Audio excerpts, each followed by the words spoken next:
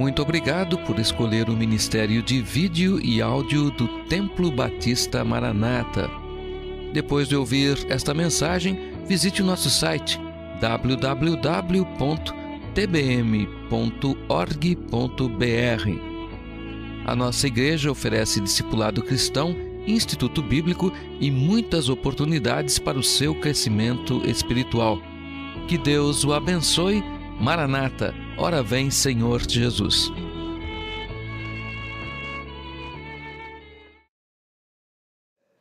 Muito bem, vamos abrir as nossas Bíblias nesta noite para o livro de Êxodo.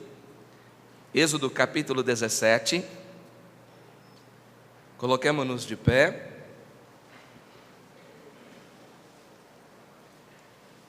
Leremos do versículo 8 ao versículo de número 15. Êxodo capítulo 17, do versículo 8 ao versículo de número 15.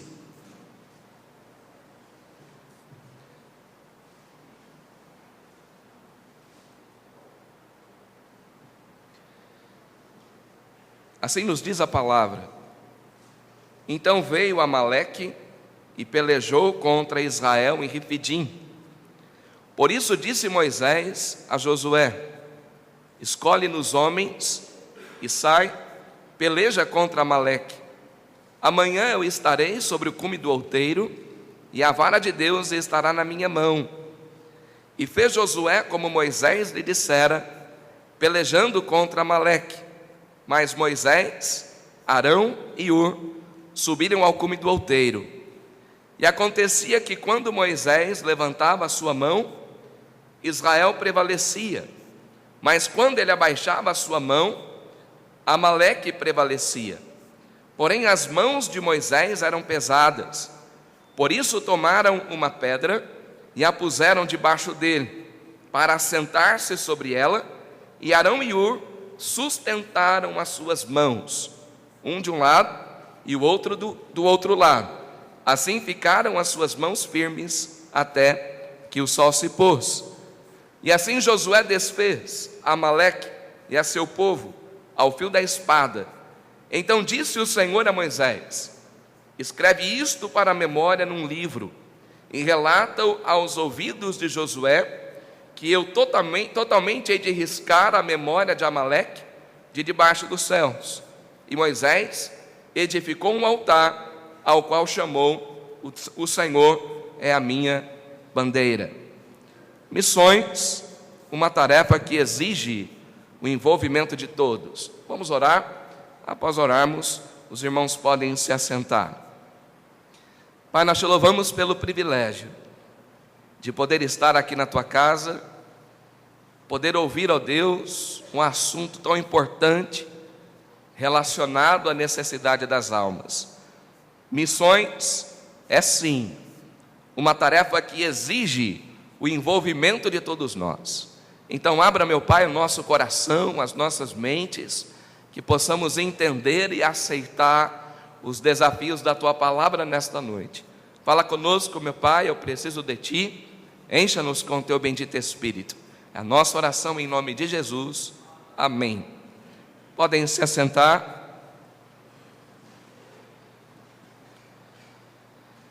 Amados irmãos, missões é a transmissão consciente e planejada das boas novas do Evangelho de Cristo.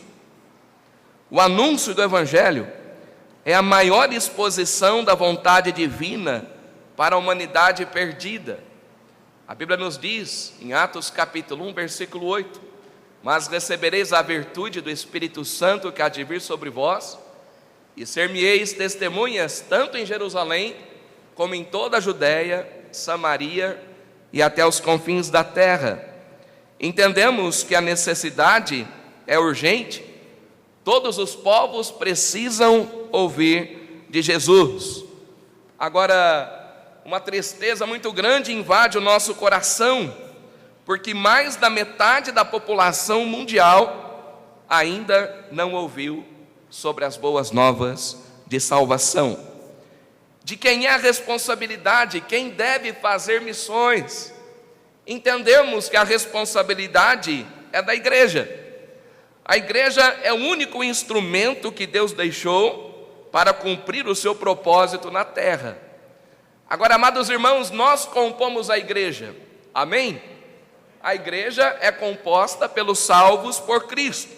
Então a responsabilidade é individual, a responsabilidade é de todos nós. Nós que fomos alcançados pela graça, somos testemunhas, então precisamos praticar missões. Visão mais amor, mais disposição, isso resulta missões. E na verdade é exatamente disso que nós precisamos. Precisamos colocar esta equação missionária em prática. O texto que lemos nesta noite fala de uma batalha entre o povo de Israel e os amalequitas. Josué foi convocado para a linha de frente da batalha e ele prontamente aceitou o desafio. Moisés, por sua vez, subiu ao cume do monte para orar. Quando as mãos de Moisés se levantavam, Israel prevalecia. Quando as mãos de Moisés se mostravam cansadas, Amaleque prevalecia. Agora, diante deste cenário, Arão e Hur tiveram sensibilidade espiritual, discernimento espiritual e, por que não dizermos, visão espiritual. Eles então se levantaram e sustentaram as mãos de Moisés até que o sol se pôs. De um lado Arão, de outro Hur, ambos então sustentando as mãos de Moisés até que o sol se pôs.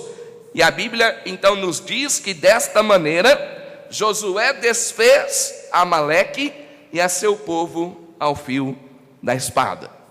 Amados irmãos, devemos entender a razão de missões. Devemos entender o propósito de missões.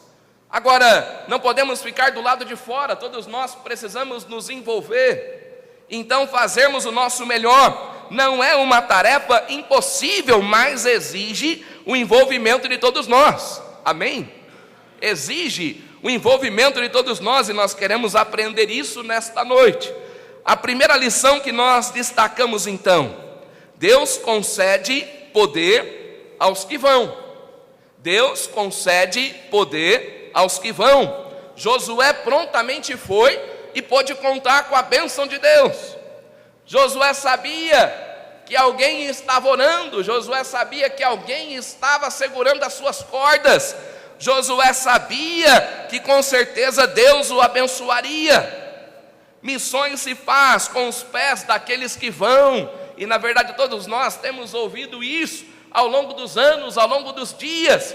Missões se faz com os pés daqueles que vão. Agora todos nós devemos ir, amém, irmãos?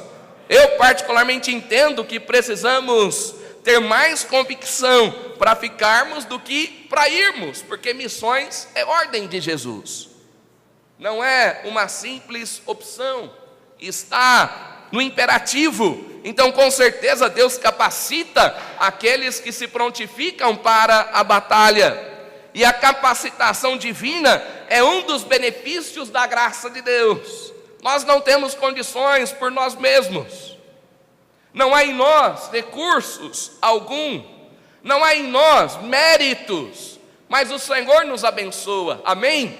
É Ele quem nos ajuda, é Ele quem abençoa o trabalho das nossas mãos. Então a capacitação divina é sim o benefício da graça de Deus. A capacitação divina possibilita o cumprimento do propósito de Deus para a humanidade. A capacitação divina, então, permite, que o próprio Deus cumpra o seu propósito sobre a face da terra. É desejo do coração de Deus que todos os povos sejam alcançados com o Evangelho. Não podemos nos esquecer deste pensamento. É sim desejo do coração de Deus que todos sejam salvos. Em 1 Samuel capítulo 17, nós lemos sobre a história de Davi e Golias. É uma história bastante conhecida pela maioria de nós. As crianças crescem nas nossas igrejas ouvindo sobre a história de Davi e Golias. Mas, irmãos, há algumas particularidades que nós precisamos entender dentro deste texto. O povo de Israel estava sendo afrontado. O povo de Israel estava sendo ridicularizado, desprezado pelo gigante Golias. Ninguém se levantava. Naqueles dias, homem algum tinha coragem suficiente para se levantar e então guerrear contra o gigante filisteu. E diante deste cenário extremamente triste, Davi se levanta. Mas quem era Davi? Um simples pastorzinho de ovelhas.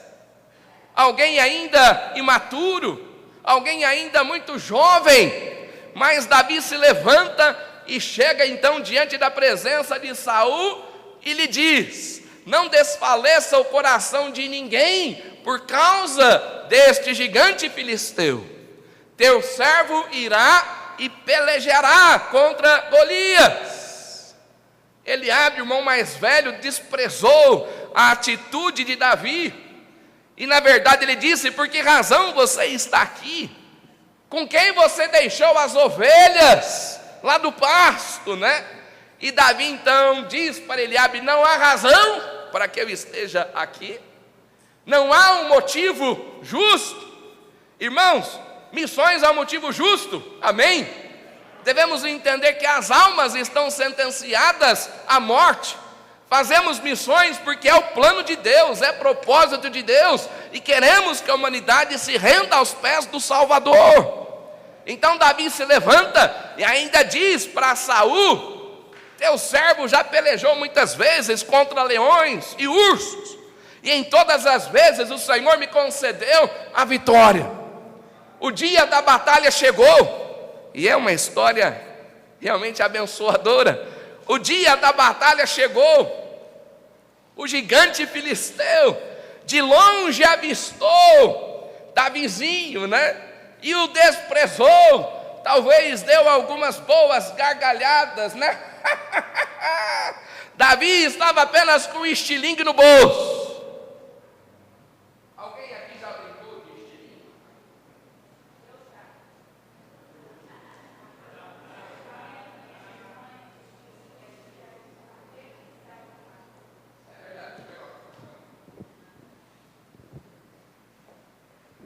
Quando éramos crianças, faz um bom tempo, né?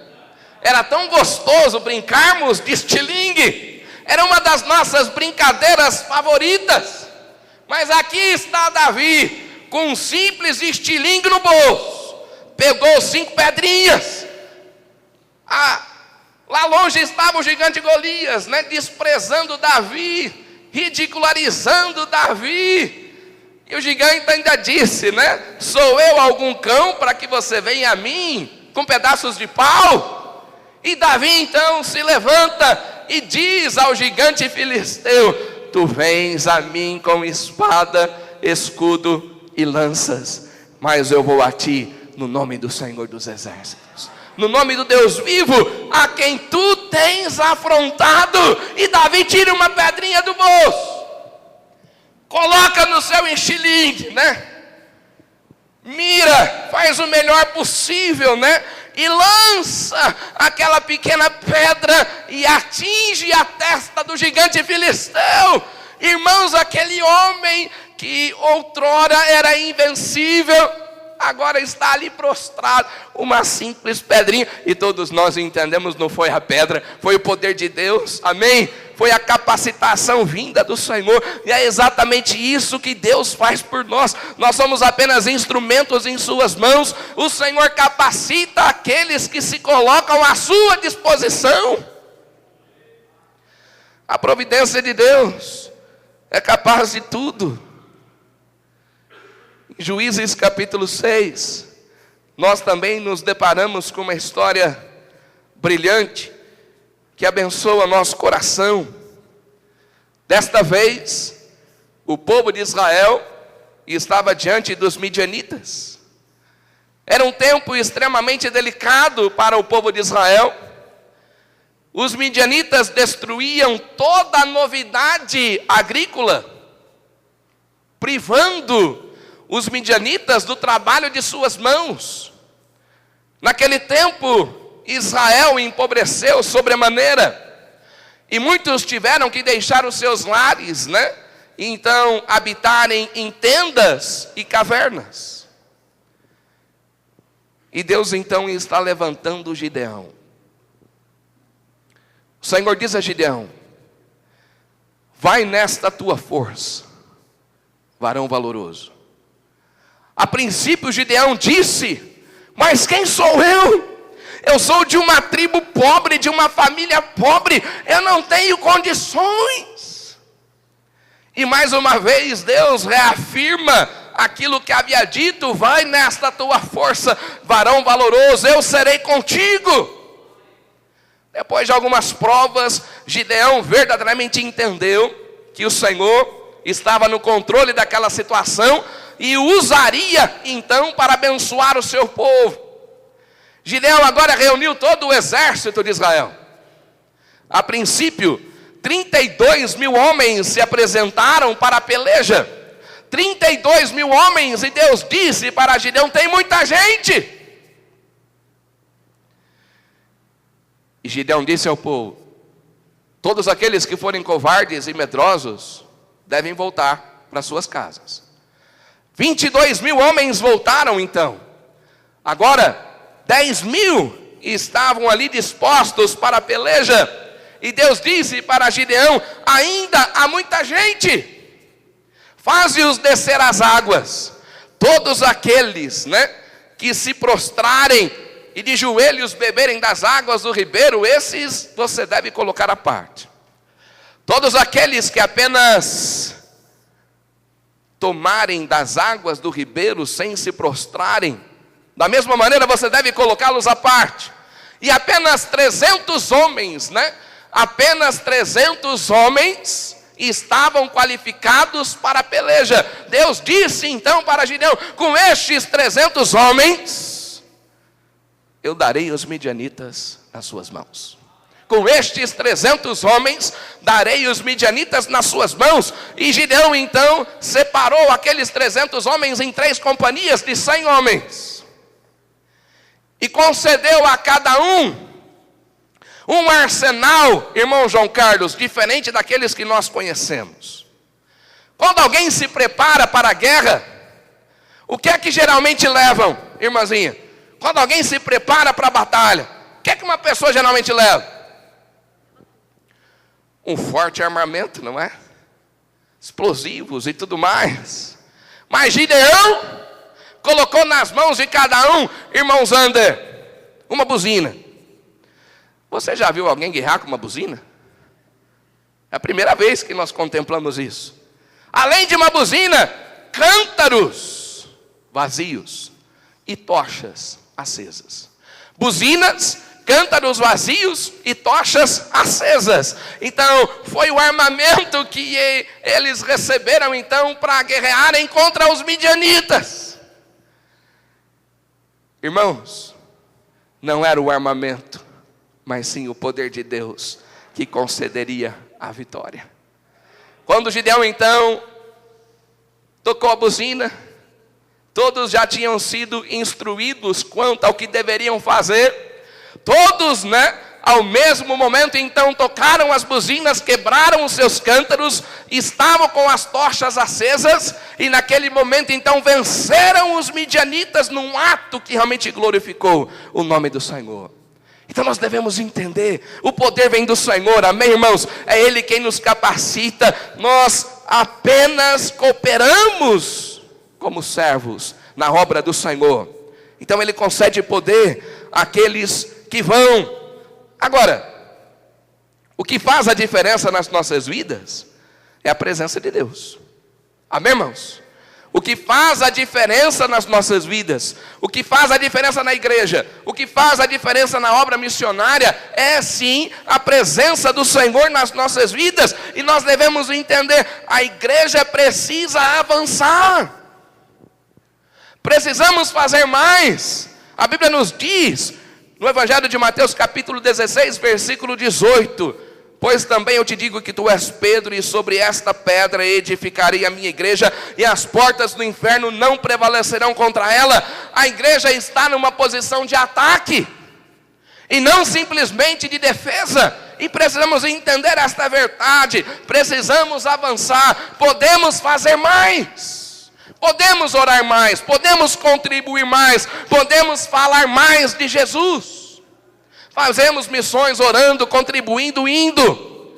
Aquele que vai não é melhor que o que contribui não é melhor que o que ora, o que prega e assim por diante. Todos nós devemos nos envolver. Então Deus capacita sim aqueles que se colocam à sua disposição. Segundo lugar, os que ficam precisam de visão. Moisés estava no cume do monte, orando. Quando as mãos de Moisés se levantavam, Israel prevalecia. Quando as mãos de Moisés se mostravam cansadas, desfalecidas, Amaleque prevalecia. Arão e Uri, então, diante deste cenário, se levantam. Precisamos sustentar as mãos de Moisés. Então à direita estava Arão, à esquerda estava Ur. E eles então sustentam as mãos de Moisés até que o sol se ponha.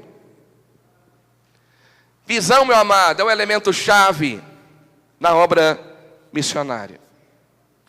Abra sua Bíblia comigo para Mateus capítulo 9. Mateus capítulo 9. Não podemos alegar falta de visão. O próprio Senhor Jesus nos apresenta a visão que precisamos ter. Mateus capítulo 9, do versículo 35 ao versículo de número 38. E percorria Jesus quantas cidades e aldeias? Todas as cidades e aldeias, ensinando nas sinagogas deles e pregando o evangelho do reino e curando todas as enfermidades e moléstias entre o povo. E vendo as multidões, teve grande compaixão delas, porque andavam cansadas e desgarradas como ovelhas que não têm pastor. Então disse aos seus discípulos: a seara é realmente grande, mas poucos os ceifeiros. Rogai, pois, ao Senhor da seara que mande ceifeiros para a sua seara. Irmãos, a visão é clara.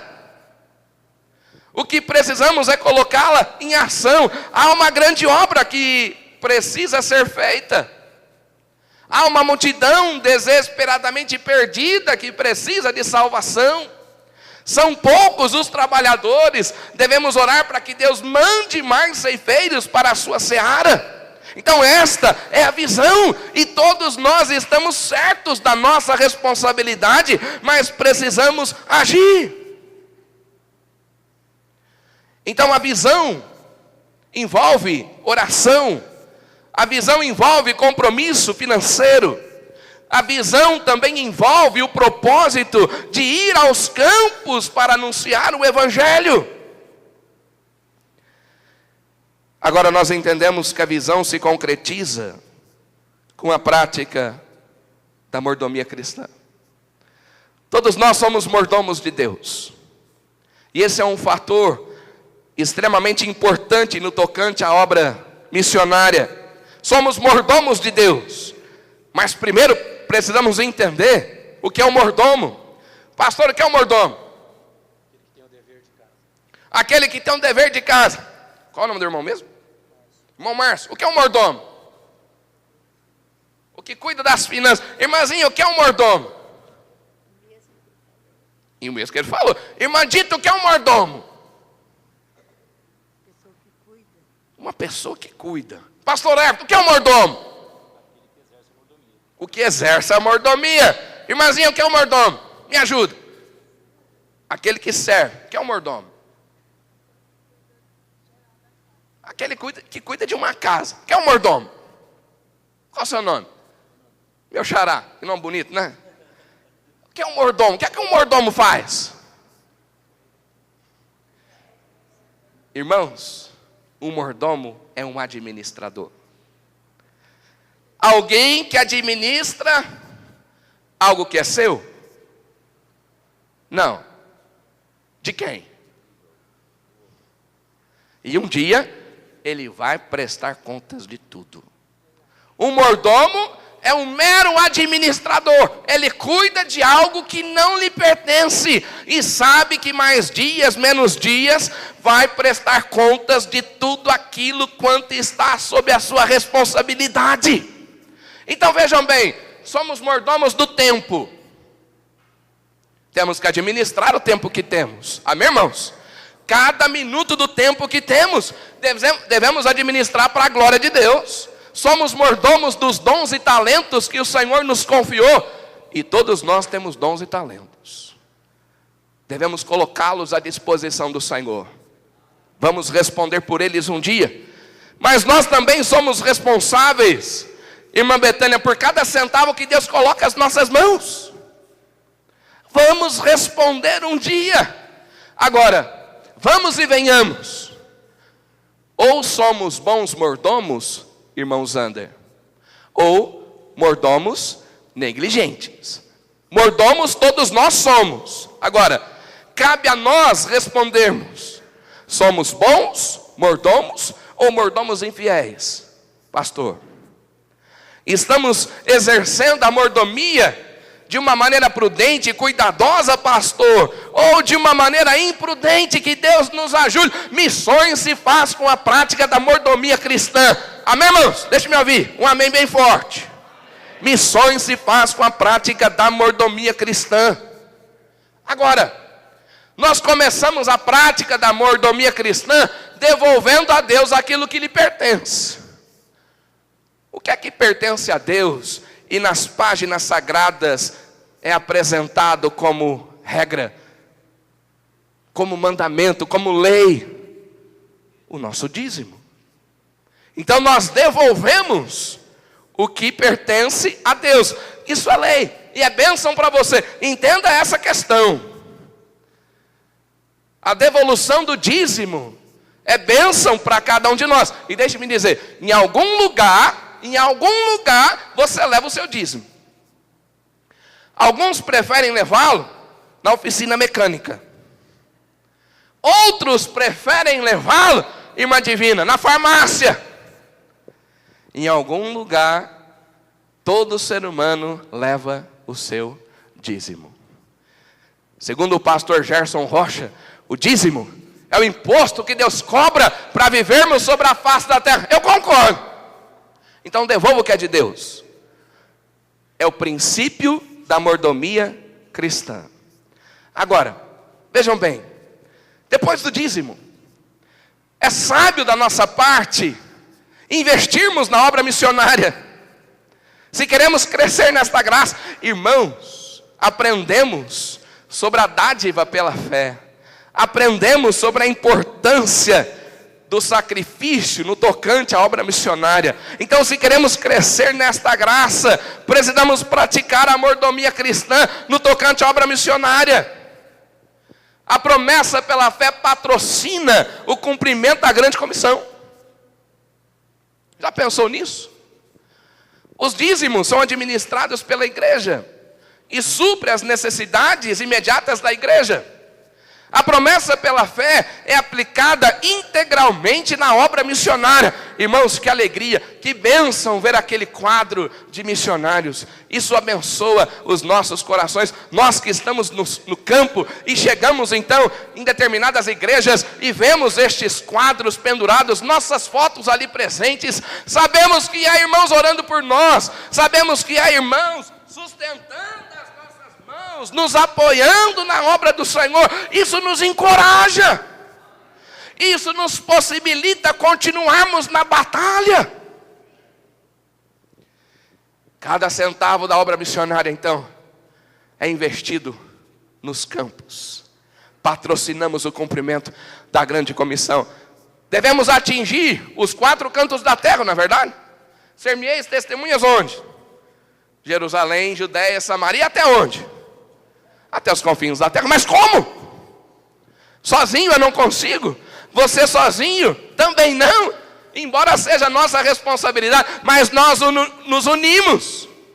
Missões é uma tarefa que exige o envolvimento de todos. Então nós nos unimos para proporcionar ao mundo a oportunidade de conhecer Jesus como Salvador. Pastor, com quanto devo contribuir? Isso é entre você e Deus. Mas você deve orar. E deve ter um coração generoso. Deve ter um coração cheio de compaixão pelas almas perdidas. E deve entender que você jamais dará a Deus além daquilo que Ele vai lhe confiar. Não! Irmãos, o problema da obra missionária não é falta de dinheiro. Entenda isso.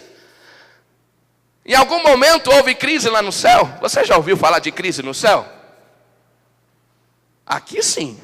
Estamos rodeados de crise, não é verdade? Nossos avós falaram de crise, nossos pais falam de crise, nós falamos de crise, mas lá no céu, irmãzinha, será que houve, em algum momento, algum tipo de crise? Não. De onde vêm os recursos para a obra missionária? Você pode não concordar comigo, mas é o que eu aprendo nas Escrituras Sagradas, vem de Deus. É Deus quem supre as necessidades da obra missionária. O que Ele deseja é apenas a nossa disposição.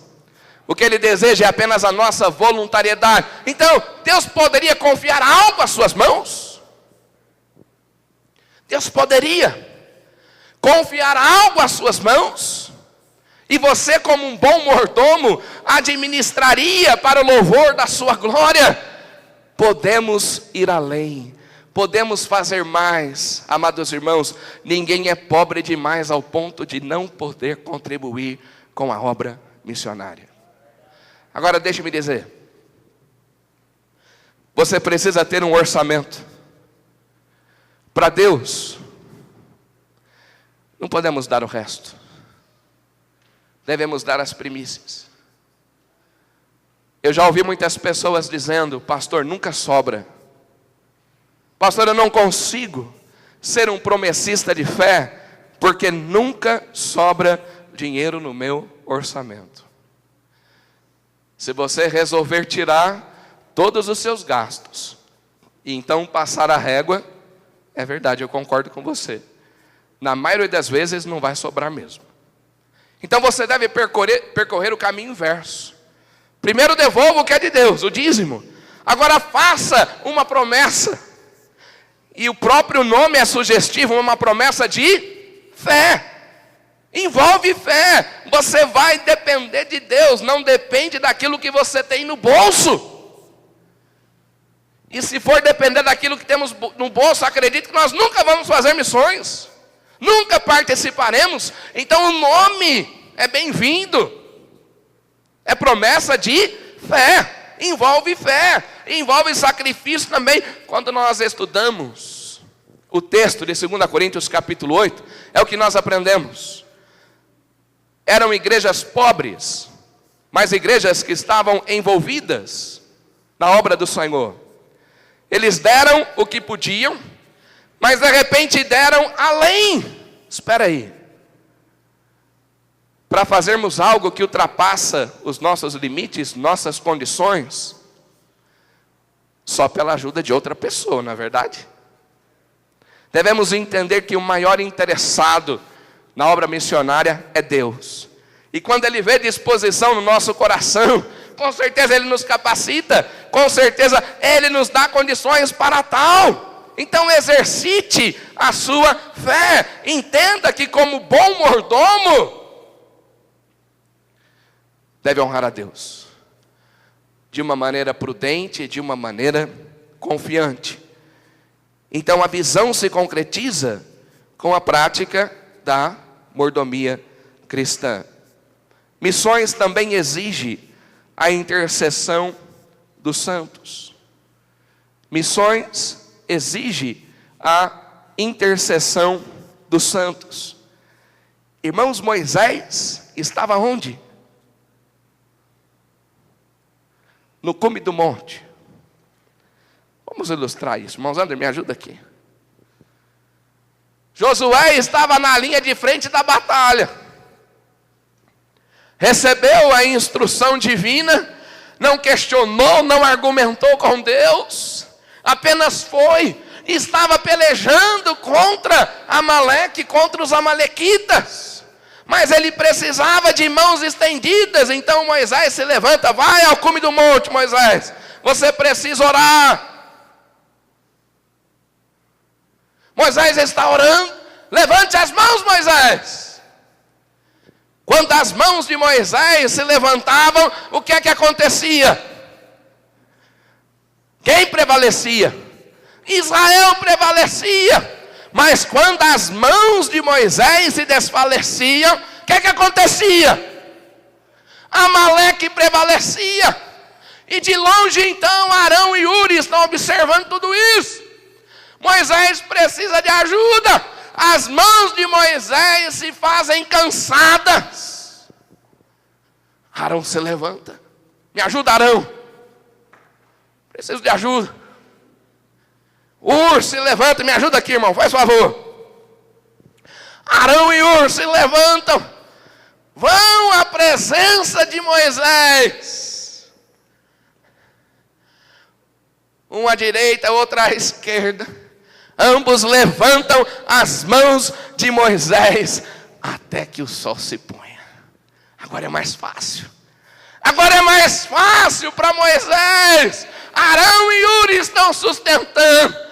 Então as mãos de Moisés se levantam e o povo prevalece, né? O povo de Israel prevalece. E quando nós chegamos aí no versículo 13, o que é que a palavra nos diz? Assim prevaleceu Israel contra os amalequitas, porque as mãos de Moisés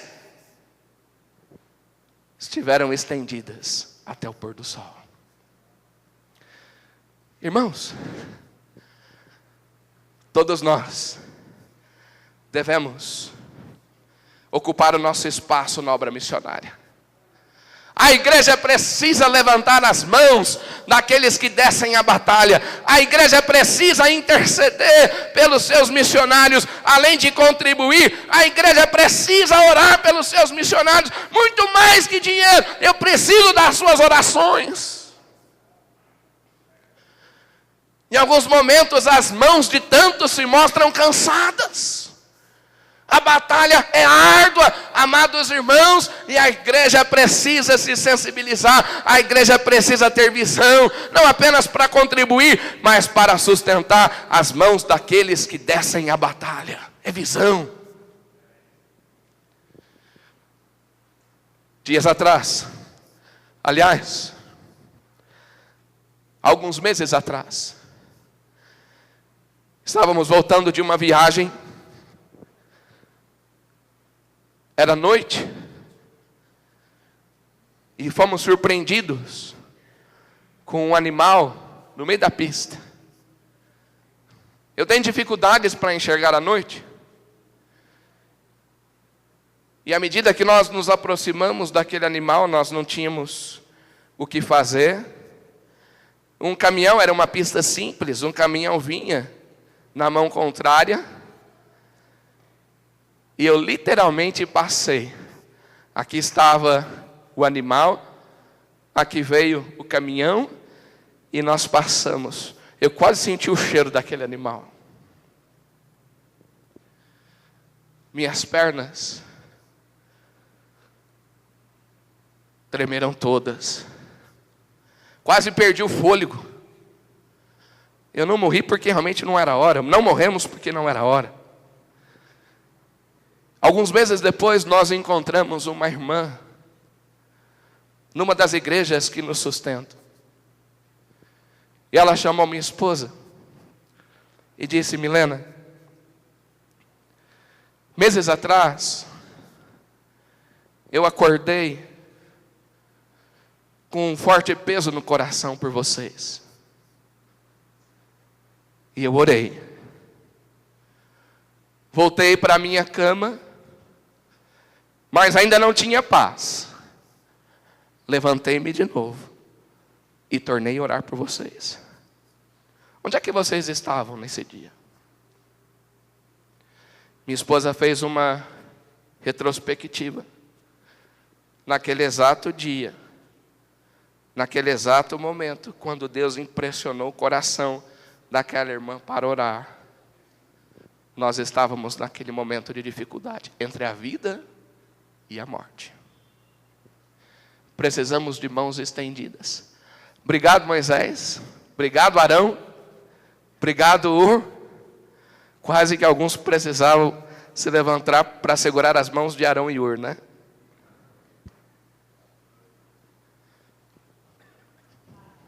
Irmãos, o que é que nós estamos fazendo? Não podemos brincar de ser crentes. Isso é um assunto sério. São almas que precisam de salvação. São missionários que colocam suas vidas no altar de Deus. Então, missões exige a intercessão dos santos. Além da prática da mordomia, exige a intercessão dos santos. Em terceiro lugar, aquele ponteirinho daquele relógio está correndo mais rápido do que eu imaginava. Os recursos estão nas mãos de Deus, mas são sempre abençoadores. Você pode contemplar mais uma vez o versículo 13 do texto que lemos.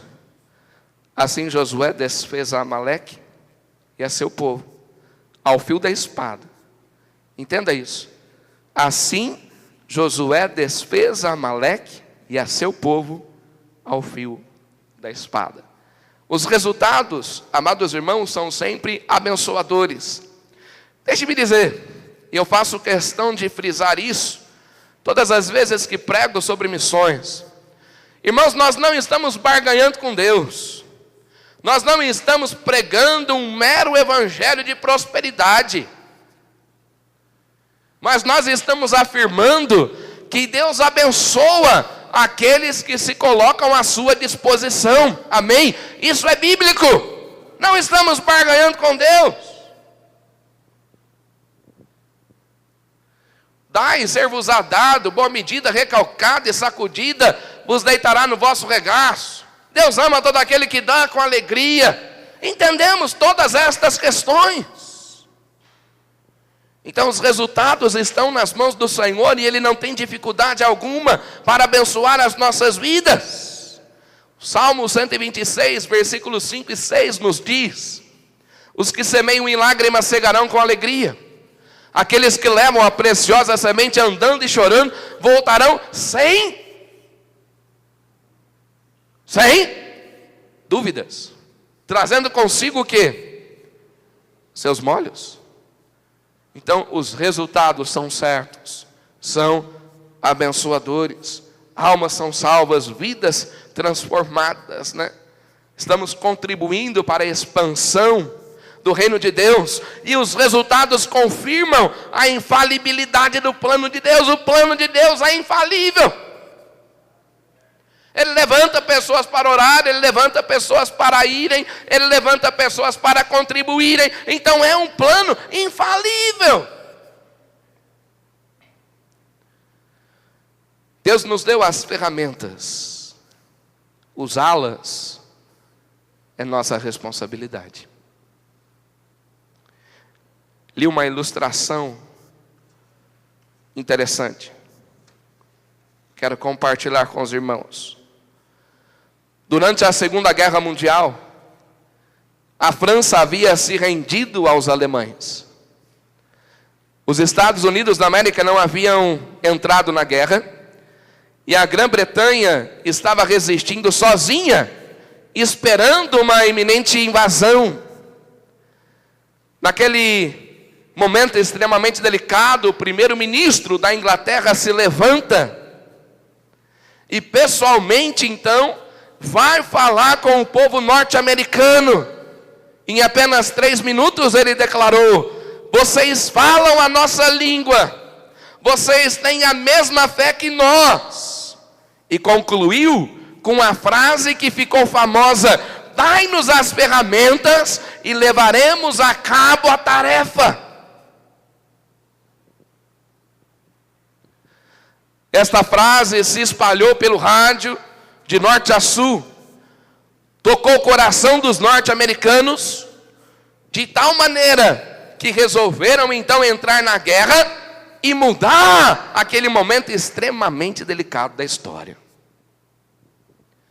Dai-nos as ferramentas e levaremos a cabo a tarefa.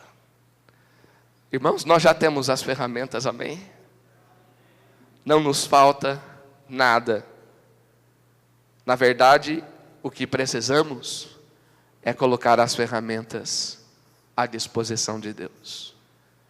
Devemos fazer bom uso das ferramentas que nos foram confiadas.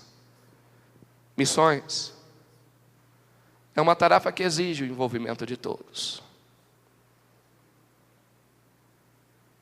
Deus dá poder àqueles que vão.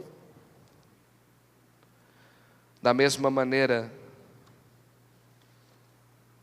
os que ficam precisam de visão, e os resultados estão nas mãos de Deus, mas são sempre abençoadores. O que vamos fazer? Domingo à noite, teremos a oportunidade de expressar, através de um pequeno cartão, tudo aquilo que Deus tem colocado no nosso coração. Exige gratidão, exige amor, tantos outros sentimentos. Quero encorajar você a orar, mais do que já tem feito,